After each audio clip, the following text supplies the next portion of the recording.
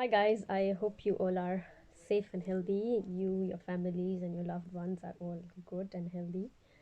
I am fine by the grace of God. We are fine. I've been lazing a bit too much for the last 2 weeks, and today I literally had to push myself to get back on this track and do this video.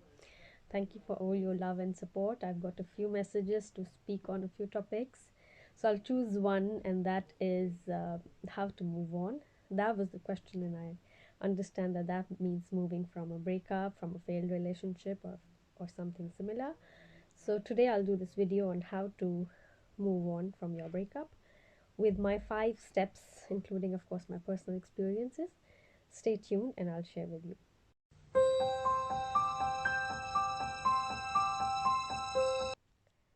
So, step number one. Step number one, we all go through breakups, and breakups are not easy. They're very heartbreaking, and it reminds me of my own breakup, and it's not easy. Um, it takes a lot of time to heal, and for different people it takes different amount of time. Some people say it depends on the length of relationship, and if the length is quite a long time, then you'll take longer to heal. So it just depends, I think, on person to person. So step number one is to cry. To cry as much as you can, because I think one of the best ways to heal yourself is to cry. Some people don't like to share their feelings. Some people don't accept that they are hurt, or they know inside but they don't want to cry because they think, like some cultures think, that crying is a sign of weakness. So don't fall into that, whether you are a man or whether you are a woman. Don't fall into that trap. Cry as much as you can. And I remember with my breakup, I used to cry for weeks. I remember, I remember that I was on leave, but I was going to work still, and um, I used to cry every day. I spent 1 or 2 weeks, I think, not eating anything. But I let myself cry. I think everybody surrounding me knew that I got through a bit because I was crying all the time. In the night, in the days, I think my family was upset, my friends were upset, so it was a difficult time of my life. But so don't stop crying. Just cry as much as you can. Sometimes I've seen some people, they cry for a couple of hours and then they say, oh yes, I've moved on. So see how it is for you. Maybe you want to cry for days, for hours, I don't know, but don't spend like years crying and expecting something else out of it. So it's a breakup, whether you have started the breakup or whether somebody else has initiated that. At the end of the day, you're no longer in that relationship, and when that is clear, I think you have to cry and cry. So good luck with that. Cry.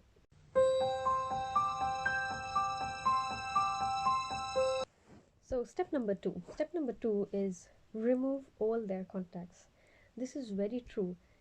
As long as you keep this hope that they are coming back, you're never going to truly heal.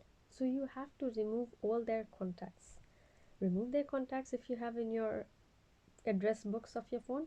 Sometimes we actually remember, memorize their numbers or their email addresses or whatever, because we dial it so much, or so on and so forth. So you have to remove all their contacts, delete their contacts, and even if they're on your social media like Facebook or wherever, try to just block them or take them out of your life. Stop stalking them, stop thinking about them, which I know you can't do that right then and there, but try to just take anything that reminds you of them out of your life. I remember I burned some of my diaries, because ever since I liked to write, so I burned some of my diaries. So maybe you have to do something, just flush them away from your life. So whatever you have that reminds you of them, just take that out of your life. That's very important, because the more you will see the things that are associated with them, you will think about them. So your brain, so for example, there's some pictures, your brain will quickly take you back to that memory. So if that's hurting, it's painful, it will make you more sad. So right now you don't want to think about all those moments, at least, so that you can actually heal yourself. So take everything out of your life, whatever they are, which remind you of them. Okay.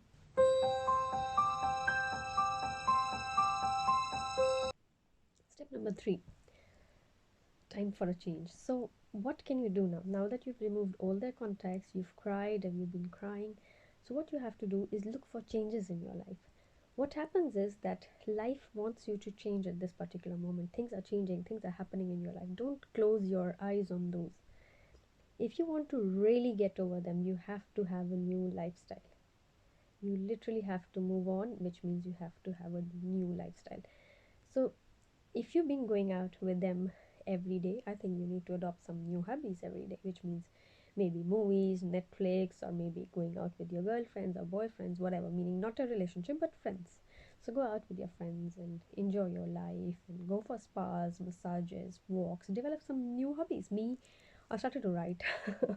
Yeah, it's been there for years now, I know, but I started to write. So that be creative, do something, go for walks. I used to go for walks for hours and hours and be with yourself completely, little bit, and then give yourself some space to relax. Watch some sitcoms; they're very good. They make you laugh a lot and forget about everything. So watch a good movie, necessarily not romantic, but make new friends, but just friends, and say no to relationship. I know somebody who ended up in from a relationship and then he very quickly went into another relationship, and I asked him, how is this so? This is so weird. How could you do this? And he said, because there was a gap in my life, this space that I used to see this person, and now that they've gone from my life, I need to do something. So he ended up being in another relationship. So try not to do that. Give yourself some break. And right now what you want to do is develop some new good hobbies. And as I said, if you don't, you have to fill this space by something. Do something creative, do something new, do something different, and keep yourself a little bit busy. Because if you don't, then it's chances are that you will get another person and then you'll fall into a relationship with them very quickly. Try to block those doors and keep this space in your life busy, but busy with some good hobbies and creative, so that it reminds you less of them but also keeps you good busy. Step number 4. So step number 4 is to evaluate, to learn. I think this is one of the steps which we all forget, and this is one of the most important steps. You need to evaluate instead of just crying and being emotional about that, which is part of it, but at the same time, you have to pull yourself together, and this is the time to understand and evaluate. So, what was there that went wrong? What was there that could have been better? Meaning, what is there in for you that you can learn? Because life is about learning and it is about you. So, me, I learned many things, and one of those things was that my respect comes first. So I learned that if a person is not treating me with respect, sorry, they don't deserve me. It's just very simple. For me, it became a formula for all of my life. My respect comes first. No matter which relationship I am in, I deserve to be treated with respect. And I started to understand that those who don't respect me, they don't deserve me. So if you want to be with me, you have to respect me. I might not be the best person in this world. I might not be your kind of person, or you might not like me, but I don't care. My respect comes first. So you have to respect me. And so that became a formula for my life ever since.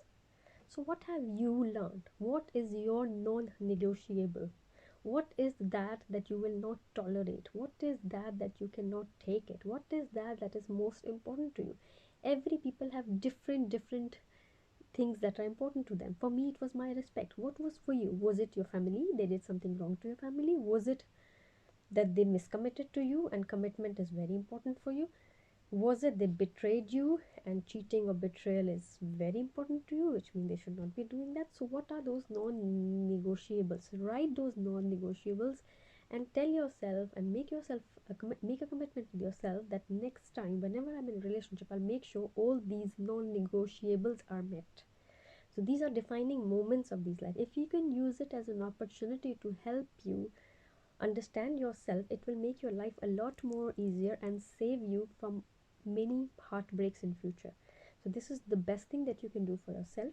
Learn from it, list down all the things that you have learned about yourself and what are your non-negotiables, and understand yourself. So this is step number 4.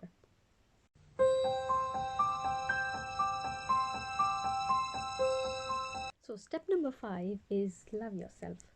How can somebody else love you when you cannot love yourself? So all that you've learned from this experience, implement in your life.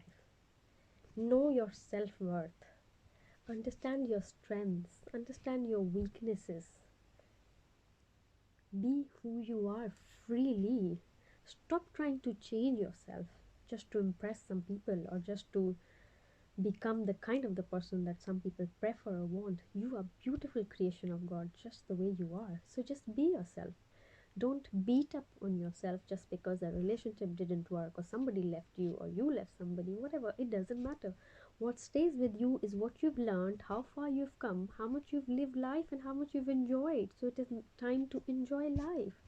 Go shopping, dance. No, it doesn't cost anything to just put some music on and dance at home. Dance when you're alone. I used to do crazy things, but that's, be comfortable with yourself. You are who you are. This take this as an opportunity to understand yourself, and as a positive perspective is that how far you've come and how much you've learned and how much you've grown. And when you completely heal, you can get into another relationship, and there are plenty of good men out around. I'm serious. But right now, what is important is enjoy your life. Be comfortable with yourself. Love yourself. Be who you are fearlessly. Dance, joke, enjoy.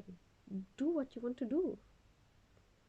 Be comfortable with yourself. Love yourself, and take all the lessons with you forever. So, next time in your relationship, remember your non negotiables. What are they? I will not tolerate this. You don't have to go say it. Sometimes you just have to show it through your body language.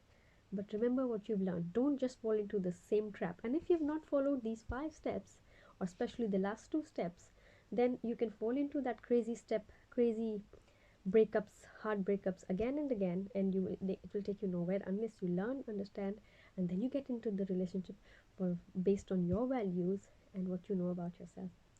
Take care. I hope you all are well and keeping safe. See you again soon. Bye.